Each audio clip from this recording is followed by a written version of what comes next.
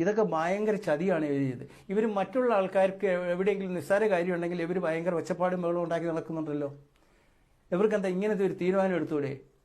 ഈ പാർട്ടി വിചാരിച്ചാൽ നടക്കുന്ന കാര്യമുള്ളൂ. പാർട്ടിക്കാർ വിചാരിക്കില്ല. ഇവർ എത്രത്തോളം പറ്റിക്കണമെന്നുള്ളൊരു മനോഭാവമുള്ളൂ ഇവർക്ക്. 30 കൊല്ലത്തെ പോലീസ് സേവനത്തിനൊടുവിൽ SI ഗ്രേഡിലാണ് കുഞ്ഞുമോൻ വിരമിച്ചത്. CPM MLA ആയിരുന്ന കൃഷ്ണപ്രസാദ് നേരിട്ടാണ് ബ്രഹ്മഗിരിയിൽ നിക്ഷേപം നടത്താൻ സമ്മർദ്ദം ചെലുത്തിയത്. സമ്പാദ്യത്തിൽ നിന്ന് 10 ലക്ഷം രൂപ കുഞ്ഞുമോൻ ബ്രഹ്മഗിരിയിൽ നിക്ഷേപിച്ചു. ആദ്യമൊക്കെ പലിശ കിട്ടി, പിന്നെ ഒന്നും കിട്ടാതായി. വലിയ കണക്കുകൂട്ടലുകളോടെ മാറ്റിവെച്ച പണമാണ് ഈ വിധം ഇല്ലാതായത്.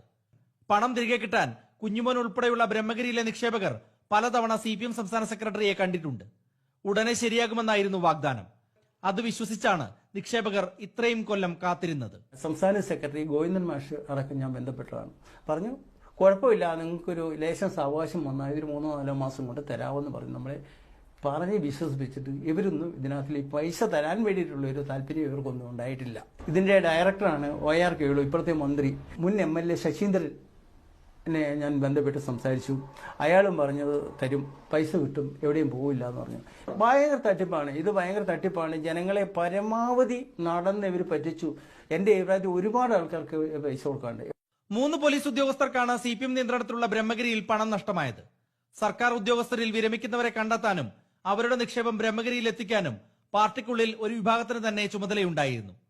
പണം നഷ്ടമായപ്പോൾ ഇവരാരും പക്ഷേ ഉത്തരവാദിത്തം ഏൽക്കാതായി.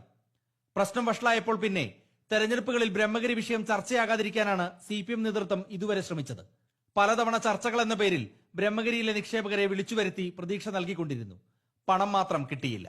എന്നെ സംബന്ധിച്ച് എനിക്ക് മാനസികമായിട്ട് ഭയങ്കര വിഷമമുണ്ട്. 10-30 കൊല്ലം കഷ്ടപ്പെട്ട് പൈസ മൊത്തം പോവുകയും ചെയ്ത് ഇവർ മേടിച്ചു കൊടുത്തു. നമ്മുടെ കുടുംബത്തിലും പ്രശ്നമല്ലേ ഇത്?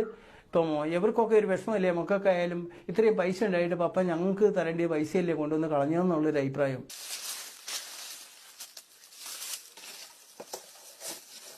ഏഷ്യാനെറ്റ് ന്യൂസ് പരമ്പരയ്ക്ക് പിന്നാലെ വിഷയം വീണ്ടും ഗൗരവതരമായ ചർച്ചയായ സാഹചര്യത്തിലും പ്രതിപക്ഷം സമരം ഏറ്റെടുക്കുമ്പോഴും നിക്ഷേപകർ അവസാന പ്രതീക്ഷയിലാണ്.